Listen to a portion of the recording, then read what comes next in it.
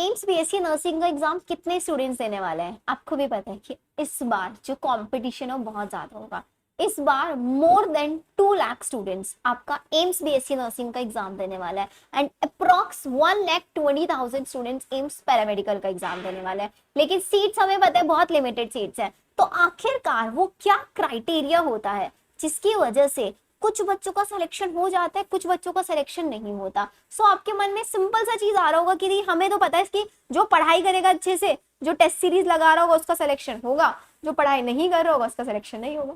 यही आ रहा नहीं आ रहा नहीं, लेकिन पढ़ाई के अलावा कुछ ऐसे इंपॉर्टेंट चीजें होती हैं जो हर बच्चे को ध्यान रखना होता है, क्योंकि ऐसे बहुत सारे मेरे लास्ट 5 ईयर के टीचिंग एक्सपीरियंस में मैंने ऐसे बहुत सारे स्टूडेंट देखे हैं जो मॉक टेस्ट के अंदर, नीट की बात कर रही हूँ, नीट के अंदर मॉक टेस्ट में 600 स्कोर कर रहे हैं, फुल सिलेबस टेस्ट में 550 570, लेकिन जब उनका मेन एग्जाम वाला दिन होता है तो मेन एग्जाम में जब स्कोर आता है किसी का 275, किसी का 350, ऐसे बहुत सारे मैंने एक्सपीरियंसेस देखे हैं। एम्स नर्सिंग में भी ऐसे होता है कि बच्चे क्या करते हैं, पढ़ाई पूरे साल बहुत अच्छी कर रहे हैं, मॉक टेस्ट में अभी किसी के 80 नंबर आ रहे हैं, किसी के 85। मैं खुद दिखा सकती हूँ मेरी टेस्ट सीरीज में बच्चों के 86, 89, 89, 92 हाईएस्ट आ रहे हैं, उससे ज्यादा नहीं आ रहे किसी के, 92 इज द हाईएस्ट, इतने स्कोर आ रहे हैं। लेकिन क्या जितने हमारे यहाँ पे फुल सिलेबस टेस्ट में स्कोर आ रहे हैं, इससे कम स्कोर आएगा हमारा मेन एग्जाम में या ज्यादा आएगा? सो ये वीडियो बहुत ज्यादा बेनिफिशियल आपके होने वाली है। आई टेक हार्डली 7 मिनट्स आपके, लेकिन ये 7 मिनट्स आपकी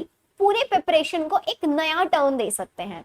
आपका सिलेक्शन होने वाला है नहीं होने वाला है, that is in your hand only. लेकिन हाँ, मेरी रिस्पॉन्सिबिलिटी है कि मैं अपनी कुछ एक्सपीरियंसेस आपके साथ शेयर करके, कुछ ट्रिक शेयर करके आप लोग जो गलती कर सकते हो एग्जाम में, उन गलतियों को कम कर सकती हूँ। सो इस वीडियो में मैं आप लोगों को पेपर आपको कैसे अटेम्प्ट करना है उसकी पूरी स्ट्रैटेजी समझाने वाली हूँ। आपको सीबीटी मोड टेस्ट कैसे देना है वो मैं आपको सारी चीजें बताने वाली हूँ। आपको फिजिक्स, केमिस्ट्री, बायो, जीके किस पे कितना टाइम लगाना है, टाइम मैनेजमेंट कैसे करना है, एंड द मोस्ट इंपॉर्टेंट चीज नेगेटिव मार्किंग से कैसे डील करना है, सारी चीजें मैं आपको एग्जाम से एक दिन पहले बताऊंगी। कोई बेनिफिट नहीं होगा क्योंकि हम गलतियां अभी से कर रहे हैं, ये तो एग्जाम से एक दिन पहले बताने में कोई बेनिफिट नहीं होगा क्योंकि आप उसको इंप्रूव नहीं कर पाओगे। माइंड में जाएगा लेकिन इन प्रैक्टिस वो अभी से आ सकता है। सो इसीलिए ये वीडियो अभी देखना बहुत ज्यादा जरूरी है। तो सबसे पहली चीज आती है, मैं डायरेक्ट पेपर पैटर्न पे पहुंच रही हूँ।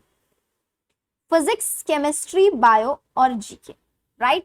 30 क्वेश्चन फिजिक्स के आता है, 30 क्वेश्चन केमिस्ट्री के होता है, 30 बायो के होता है, 10 क्वेश्चन जीके के, ऐसे करके टोटल मेरे पास 100 क्वेश्चंस आते हैं। आते नहीं आते, 100 मार्क्स होता है तो 100 में एक क्वेश्चन 1 मार्क्स का। अब यहाँ पे सबसे इंपॉर्टेंट चीज, मेरे पास इन 100 क्वेश्चन करने के लिए मेरे को टाइम कितना मिलेगा। अब ये चीज मेरे को एग्जाम वाले दिन वहां पे जब मैं कंप्यूटर के सामने बैठ रही हूँ तब नहीं सोचना है कि मुझे बायो में कितना टाइम लगा। मुझे चीज पहले से डिसाइड करके चलनी है, और डिसाइड करने से कुछ नहीं होगा। अभी जब फुल सिलेबस टेस्ट लगा रहे हो ना, आप किसी भी प्लेटफॉर्म पे दे रहे हो टेस्ट, आपको 120 मिनट का टेस्ट मिल रहा होगा, तो आपको मेक श्योर इसी ट्रिक को फॉलो करके फुल सिलेबस टेस्ट देना है। तो सबसे पहले हमेशा you will go on to the bio subject, and इसका प्रॉपर रीजंस बताऊंगी मैं क्यों मैं ये बोल रही हूँ आपको। तो सबसे पहले आप बायो अटेम्प्ट करोगे। अब 30 क्वेश्चन बायो के हार्डली 15 मिनट में आप सॉल्व कर डालोगे, हार्डली 15 मिनट, क्योंकि यहाँ पे नीट के जैसे डिफिकल्ट या फिर लेंथी क्वेश्चंस नहीं आते। मैं बच्चों को क्लास में क्वेश्चन करा रही होती, मैम बहुत इजी क्वेश्चन करा रही हो आप तो, इतने इजी क्वेश्चन, बेटा पीवाईक्यूज उठा के देख लो। कोई लेंथी क्वेश्चंस नहीं आते यहाँ पे कि बहुत बड़ी बड़ी लेंथ है, बहुत स्टेटमेंट बेस्ड क्वेश्चन है, बहुत असर्शन। 2024 के मैंने पीवाईक्यूज कराए हुए हैं, आप वहां पे जाके देख सकते हो। तो बहुत लेंथी क्वेश्चन नहीं आएंगे क्योंकि जो पेपर बनाया जाता है ना वो लेवल को देख के बनाया जाता है, लेवल को देख के। तो 15 मिनट आपने यहाँ से लगा लिया, तो हमने 120 में से 15 मिनट मेरे कर दिए गायब, तो मेरे पास बचे 105 मिनट। अब इसके बाद आप फिजिक्स और केमिस्ट्री में से आओगे केमिस्ट्री पे। अब 30 क्वेश्चन केमिस्ट्री के 30 क्वेश्चन करने के लिए मैं आपको अगर दे रही हूँ 40 मिनट, तो कितना ले लिया हमने, 40 मिनट ले लिया। अब बचे कितने पास मेरे पास, 65 मिनट। अब इसके बाद जब आप आओगे, इसके बाद आप आओगे जीके पे। मैम फिजिक्स क्यों नहीं, मैम फिजिक्स करेंगे ना, 30 क्वेश्चन है वहां पे। नहीं, रीजन बता रही हूँ क्या, क्योंकि रीजन के 10 क्वेश्चन, जीके के 10 क्वेश्चन है, ऐसे क्वेश्चन होंगे जिन 10 क्वेश्चन में से आप एक क्वेश्चन विद इन सेकेंड्स कर लोगे। क्या आप फिजिक्स में, मैं खुद बता रही हूँ, फिजिक्स में आप एक क्वेश्चन 1 मिनट में कर पाओगे, नहीं कर पाओगे। लेकिन अगर आप जीके पे जाओगे ना, इससे पता है बेनिफिट क्या होगा, इससे बच्चा ये बेनिफिट होगा आपका कि आप इन 10 क्वेश्चन पे अगर आप 5 मिनट लगा रहे हो ना, 5 मिनट, तो 5 मिनट में 7 क्वेश्चन करके आओगे, तो यहाँ से आप 7 मार्क्स लेके आओगे। और लेकिन आप अगर फिजिक्स पे पहुंच गए तो 5 मिनट में एक क्वेश्चन करके निकलोगे। तो कहाँ 5 मिनट में आप एक क्वेश्चन कर रहे हो, और कहाँ 5 मिनट में आपके 5 से 7 क्वेश्चन हो रहा है, 7 मार्क्स, और कहाँ 1 marks, 7 marks 1 marks. Smart play, ध्यान दे रहे हो इस चीज पे। तो आपने बायो कर लिया, आपने केमिस्ट्री कर लिया, आपने जीके कर लिया, लेकिन मैं आपको बोलूंगी ये जो मैंने यहाँ पे आपको 40 मिनट दिया ना, ये थोड़ा ज्यादा दिया है, अभी के लिए ज्यादा दिया है, क्योंकि मेरे वो बच्चे भी होंगे जिनको फिजिक्स बहुत कम आता है। तो मैंने 5 मिनट, अब मेरे पास बचा है पूरा 1 घंटा, 60 मिनट। अब इन 60 मिनट में से मेरे को 50 मिनट लगाना है इन फिजिक्स के क्वेश्चन पे, 50 मिनट। तो मैं आपको टाइम लिख के दे रही हूँ साइड में, मैं टाइम साइड में लिख के दे रही हूँ कंफ्यूजन हटाने के लिए कि आपको किस पे कितना लगाना है। स्क्रीनशॉट ले लेना और एग्जाम वाले दिन फॉलो कर लेना चुपचाप, इसको गलती मत करके आना। तो 15 मिनट आपने बायो पे लगाया, ठीक है, 30 में से 40 मिनट यहाँ पे आपने इस पर लगाया, ठीक है, 5 मिनट्स आपने यहाँ पर लगाया, और 50 मिनट आपने यहाँ पर लगाया। 50 मिनट, 40 मिनट, 15 मिनट, ठीक है। तो अब कितना टाइम बच गया मेरे पास, अब मेरे पास 10 मिनट। अब ये 10 मिनट कहाँ जाएंगे बेटा, ये 10 मिनट बफर के लिए रहेंगे, 10 मिनट अपने माइंड को रिलैक्स करने के लिए। हो सकता है यहाँ पे मेरे को 16-17 मिनट लग जाए, यहाँ पे मेरे को 8 मिनट लग जाए, तो ये 10 मिनट का बफर टाइम मेरे को बना के रखना है, क्योंकि इस बीच में मेरे पास एग्जामिनर भी आएगा, मेरे से सिग्नेचर कराएगा, ये चीजें ध्यान रखनी है। और क्वेश्चन कर लिया, सेव एंड नेक्स्ट करोगे, क्वेश्चन सेव करोगे, करोगे नहीं करोगे, राइट। तो ये चीज आपको, this should be your timeline, जो आपको बाय टुडे फॉलो करके चलना है। टाइम कहाँ पे, साइड बार में ऐसे टाइम दिखता रहता है ऊपर, कितना टाइम बच गया कितना नहीं, कर लोगे। चलो अब इसके बाद आता है नेक्स्ट चीज हमारे पास, हमें क्वेश्चन अटेम्प्ट कैसे करना है। तो सबसे पहले मैं बायो वाले पार्ट पे पहुंच गई। बायो वाले पार्ट में मेरे को 30 क्वेश्चन देखने के लिए मिल रहा है, तो मुझे क्या करना है, मैंने क्वेश्चन देखा, मुझे क्वेश्चन देखते ही पता लग जाता है मेरे को क्वेश्चन आता है नहीं आता है। मेरे को क्वेश्चन आता है, मैंने क्वेश्चन मार्क कर दिया, तो मार्क करते ही ये क्वेश्चन के ऊपर क्या आ जाएगा, ग्रीन आ जाएगा, ग्रीन बन के आ जाएगा। तो मतलब आपने क्वेश्चन मार्क कर दिया और सेव कर दिया है। आप आए क्वेश्चन नंबर 2 पे। अब यहाँ पे ओएमआर नहीं है, कंप्यूटर बेस्ड है, ठीक है। मैं कंप्यूटर बेस्ड ऑलरेडी पहली बार सिखा चुकी हूँ, लिंक डिस्क्रिप्शन में डाल दूंगी, 2 से 3 बार बता चुकी हूँ ऑलरेडी मैं आपको। तो फिर इसके बाद दूसरे क्वेश्चन पे आए, दूसरे क्वेश्चन में वो मेरे को कंफ्यूजन लग रहा है, बैठना नहीं है वहां पे, सोचना नहीं है बैठ के कि सोच रहे हो क्वेश्चन 5-7 मिनट, नहीं भाई, इतना इस 1 नंबर वाले क्वेश्चन पे आप 5 मिनट लगा रहे हो, इतने आप आगे 5 नंबर के क्वेश्चन कर लोगे, ठीक है। ये चीज माइंड में सेट कर लो, सोचना नहीं है। सोचना कब है, आखिरी में सोचना है। पहले जो क्वेश्चन आते हैं, जिस क्वेश्चन में आप डाउट लेके बैठे हो, उसको सोचने से बजाय जो क्वेश्चन आता है पहले उसको कर लो। मैंने क्वेश्चन 2, मेरे को कंफ्यूजन हो रहा है, मैंने क्या कर दिया, इसको ब्लू मार्क कर दिया। ब्लू का मतलब क्या होता है, ऐसे ऐसे मार्क फॉर रिव्यू कर दिया। मार्क फॉर रिव्यू का मतलब यह है जो मेरे पास लास्ट में 10 मिनट बचेंगे ना, उस 10 मिनट में मेरे जितने भी ब्लू मार्क वाले क्वेश्चन होंगे मैं इनको देख लूंगी फटाफट। अगर मेरे को आंसर याद आ रहा होगा मैं फटाफट मार्क कर दूंगी, नेगेटिव मार्किंग इंप्रूव होगी बच्चा यहाँ से। अब ऐसे नहीं कि आप इसको ग्रीन मार्क कर दो, नहीं, ग्रीन नहीं मार्क करना है आपको, इसको ब्लू मार्क करना है, नेगेटिव मार्किंग नहीं होगी इससे। फिर नेक्स्ट क्वेश्चन पे जहां कॉन्फिडेंट हो ग्रीन मार्क कर दिया, जहां ये लग रहा है भाई मैं इसको कितना भी सोच लूं, मैंने तो पढ़ा ही नहीं है, उसको डायरेक्ट स्किप करो, डायरेक्ट स्किप करो, ठीक है, ऐसे करना है। अब इससे क्या होगा, अब इससे एंड में जब आपका टाइम बच रहा है, जो लास्ट में टाइम बच रहा है, उसमें जितने पर्पल मार्क वाले क्वेश्चन है इनको काउंट कर लो। पर्पल मार्क वाले मेरे 10 क्वेश्चन है, इन 10 क्वेश्चन में से 5 क्वेश्चन लगा दो, तुक्का मार दो 5 क्वेश्चन में, 1-2 तो सही होगा, क्योंकि अगर 10 क्वेश्चन रॉन्ग करके आओगे तो आपके 3 नंबर कटेंगे। नेगेटिव मार्किंग करेंगे हम, लेकिन स्मार्टली करेंगे। कैसे, क्योंकि नेगेटिव मार्किंग है कितनी, 0.3 की, 0.3 की नेगेटिव मार्किंग है। तो आप क्या करो, अगर आपने 10 क्वेश्चन गलत किए तो 10 क्वेश्चन में से आपके 3 नंबर कटेंगे। और मैं क्या करूंगी, मैं तो टोटल 10 ही क्वेश्चन पे रिस्क लूंगी, 10 ही। अब उन 10 में से चलो मेरे 5 गलत हो गए, 5 सही हो गया, 7 गलत हो गए, तो मेरे हार्डली 1 या 2 नंबर कटेगा, 2 या 3 मान लो, हार्डली, उससे ज्यादा तो नहीं कटेगा। अगर 10 के 10 भी गलत हो गए तो 10 से ज्यादा कोई नेगेटिव मार्किंग नहीं करके आएगा। और नेक्स्ट चीज आती है मैम, आउट ऑफ द 100 मुझे क्वेश्चन अटेम्प्ट कितने करने हैं, तो आप लोगों को क्वेश्चन जो अटेम्प्ट करना है वो करने हैं 85 question attempt.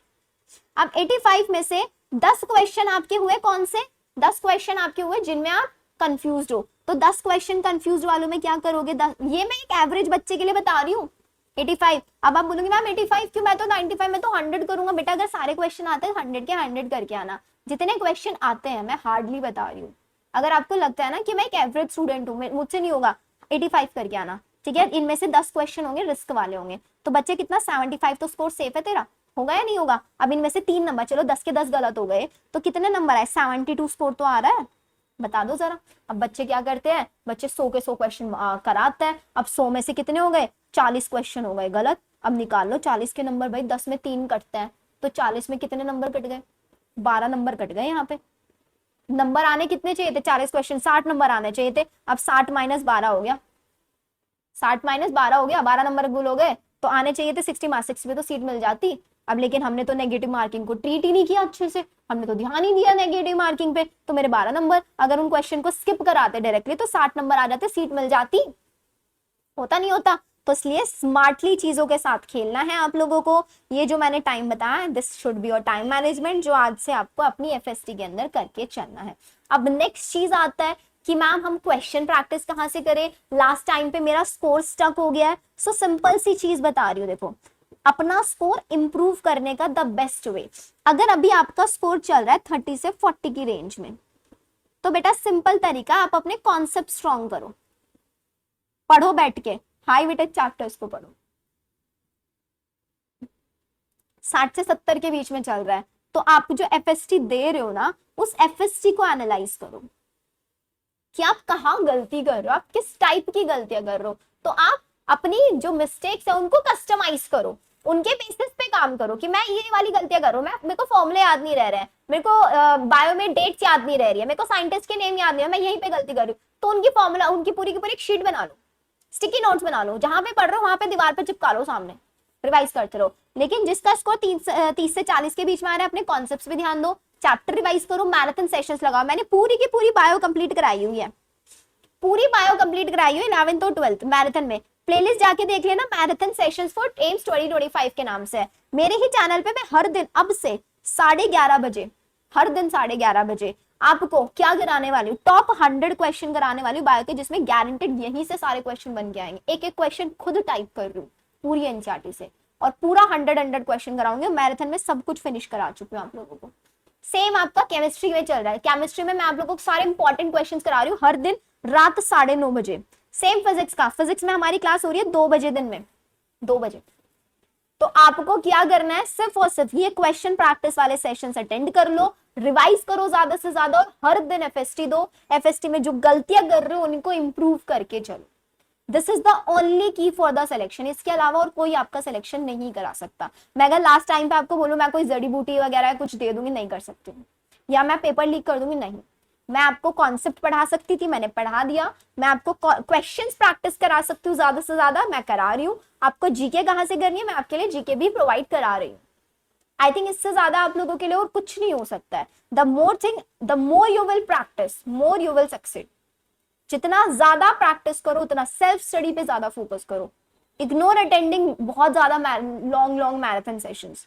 This is the time. अगर आप एक किसी भी टीचर के साथ बैठ के 100 क्वेश्चन सॉल्व करो, मैं अपनी भी बात कर रही हूँ, आप मेरे साथ 100 क्वेश्चन बैठ के सॉल्व कर रहे हो ऑनलाइन, तो ये 100 क्वेश्चन मैं आपको, लेट सपोज मेरा टारगेट रहता है 100 क्वेश्चन मैं 100 मिनट में करा दूं आपको। लेकिन अगर आप खुद से प्रैक्टिस करोगे ना तो आप इसको 60 मिनट में सॉल्व कर लोगे, 60 मिनट में। लेकिन बच्चे नहीं करते ना खुद से, इसलिए टीचर को ऑनलाइन आगे कराना पड़ता है। लेकिन अगर आप वो स्टूडेंट हो जिसको एनी हाउ सिलेक्शन चाहिए चाहिए, सेल्फ स्टडी करो जितना ज्यादा से ज्यादा हो सके। ठीक है, चलिए फिर मिलते हैं हम लोग नेक्स्ट सेशन में। आई होप बहुत ज्यादा लेक्चर नहीं दिया होगा मैंने आप लोगों को। ये छोटा सा मेरा एक्सपीरियंस था जो मैं चाहती थी आप लोगों के साथ शेयर करना, ताकि आप लोग एग्जाम के बाद आके नहीं बोलो कि मैम मेरा तो नेगेटिव मार्किंग में हो गया, मैम मैं ये गलती करके आ गई, मैम मेरा टाइम मैनेजमेंट नहीं हुआ। एटलीस्ट इस टाइप के डाउट्स तो मुझे अपने प्लेटफॉर्म पे नहीं चाहिए कि बच्चे आके बोले। मुझे ये होना चाहिए कि हाँ मैंने अपने बच्चे को पूरी पढ़ाया भी है और एग्जाम क्रैक करने की ट्रिक्स भी सिखाई है। ठीक है, चलिए फिर मिलते हैं नेक्स्ट वीडियो में। Bye everyone.